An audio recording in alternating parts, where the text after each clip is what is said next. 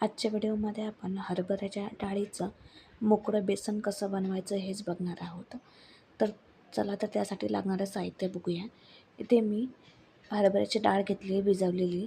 त्यानंतर एक मोठा कांदा घेतला आहे कट केलेला. कांदा पात ऑप्शनल आहे, असेल तर घ्यायची, नाहीतर नाही घेतली तरी पण चालेल. हिरव्या मिरच्या, लसूण, अद्रक. डाळ आणि हिरव्या मिरच्या, लसूण, अद्रक हे आपल्याला सोबत मिक्सरमधून काढायचं आहे. छान बारीक वाटून घ्यायचे आहे.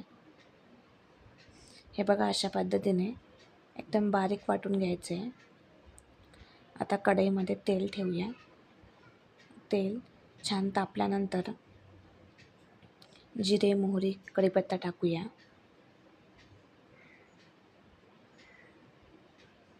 आता लगेचच कांदा पण टाकून घेऊया. कांदा छान लालसर होईपर्यंत परतून घ्यायचा आहे. त्यानंतर कांदापात पण लगेच टाकून घेऊया. कांदापात पण छान तेलामध्ये परतून घेऊया.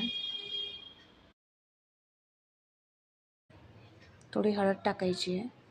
हळद पण छान परतून घेऊया आणि मिक्सर केलेल्या डाळीचं वाटण टाकून घ्यायचं आहे.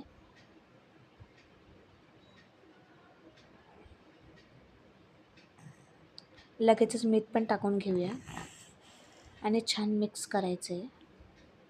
छान मिक्स करून झाल्यानंतर झाकण ठेवायचं आहे.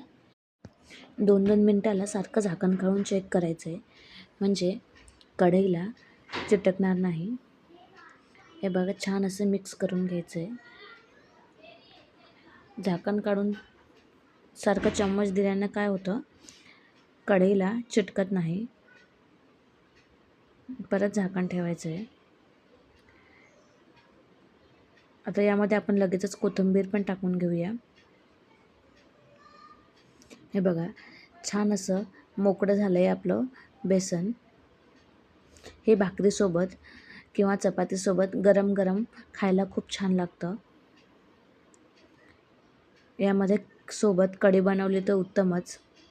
हे बघा, छान असं आपलं मोकळं बेसन रेडी आहे चणा डाळीचं. तुम्ही पण एकदा नक्की बनवा. व्हिडिओ कसा वाटल्यास कमेंटमध्ये सांगा. व्हिडिओला लाईक करा, चॅनलला सबस्क्राईब करा.